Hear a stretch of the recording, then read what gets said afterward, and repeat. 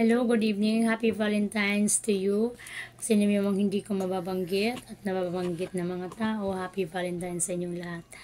Thank you very much sa inyong mga suporta, lalo na sa mga anak ko, sa mga kapatid ko, kung sino-sino man sila, hindi ko na sila babanggitin. And sa aking tagapagtanggol, thank you very much sa iyo, sa suporta sa lahat, ang aking mga anak, Casey, Mark, Tisay, mga kapatid ko, si Chulet, mga manugang ko, sa lahat ng manugang ko, Mian, Boboy, and Emil, at saka sa dalawang kambal ko, sa mga apo ko, kay Coco at kay Kaka, at sa aking tagapagtanggol na si William Bueno. Maraming salamat sa inyo. At sa tatay ko, pasensya ka na kung bakit kita nawala ako sa sarili ko sa ginagawa mo, pero ganun pa man, tatay pa rin kita. Ngayon, ang huling ang mensahe ko sa inyo, Happy Valentine's, araw ng mga puso. Kahit na yun ay wala na, hindi na natin yan maisip dahil sa buhay ngayon napakahirap. Ayun na lang ang ating mahalaga, nagmamahalan tayo kahit hindi na tayo magse-celebrate sa mga ganong sitwasyon. Kaya, thank you very much sa inyo. Huwag kayong mag-alala, dadating sa atin lahat ang mga biyaya ng Diyos. Kaya, thank you very much. Good evening and Happy Valentine's sa ating lahat. Salamat ng marami. Don't forget to subscribe my YouTube channel, Bibit Kabasa. Hi! Hi! Magandang gabi. Ayan, yun ang aking mga mahal sa buhay. Ito yung asawa ko, ito yung apo ko, ito yung mama ko, tsaka ito yung aking biyanan, si Mama Dila. Ayan, magandang hapon at magandang gabi sa lahat.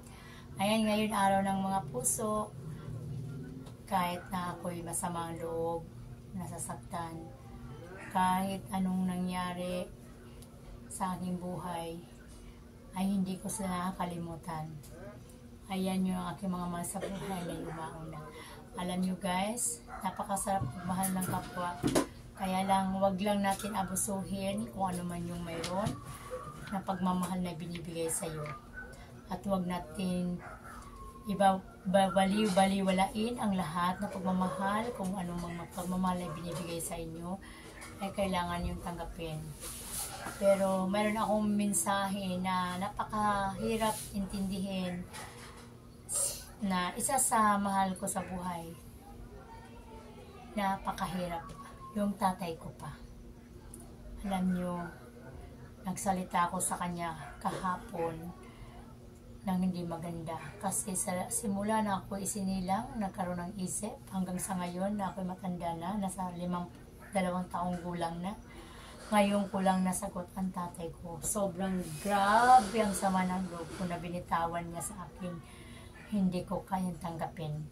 Kaya alam nyo guys, hindi masamang sumagot sa magulang, ilagay lang sa lugar. Pero hindi ako sumagot sa kanya, sumigaw lang ako ng napakalakas at sabay alis. Yun ang nangyari sa akin. Sobrang iyak, hindi ko maalaman kung ano dapat kong gawin kasi hindi ko kayang tanggapin yung kanyang mga sinasabi. Ganun pa man, pinalalakas yung loob ko dito sa mga anak ko. Kung sino yung mga anak kong nagbigay ng lakas na loob, lahat sila.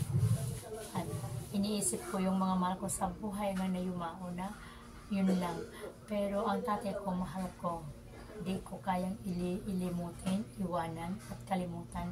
Pero sa mga sandaling oras, nawala ako sa aking sarili, na-periodan ko ang lahat ng naramdaman kong pagmamahal sa kanya, anumang pagmamahal at na sobrang galit ko. Kaya yun guys, hindi ko talaga sukat akalain. Kaya binabati ko kayo mga subscribers ko at mga tao sa lahat ng mga Pilipino sa buong mundo na Happy Valentine's today, February 14. At Happy Valentine's din sa iyo, love, ate, mama ko, at saka biyanan ko. Happy Valentine's sa inyo. Kahit wala na kayo sa akin, sa buhay ko, manatili kayo dito sa puso ko kasi kayo po yung aking mga mahal sa buhay na yumauna. Hindi ko kayo makakalimutan hanggat buhay ako. Kaya, Happy Valentine's sa inyo. Wala pa akong ibang mensahe. Habang ako nabubuhay, hindi ko kayo makakalimutan. I love you. I miss you so much sa inyong lahat. And Happy Valentine's. Kaya, huling mensahe sa mga aking mga subscribers, sa lahat ng tao sa buong mundo.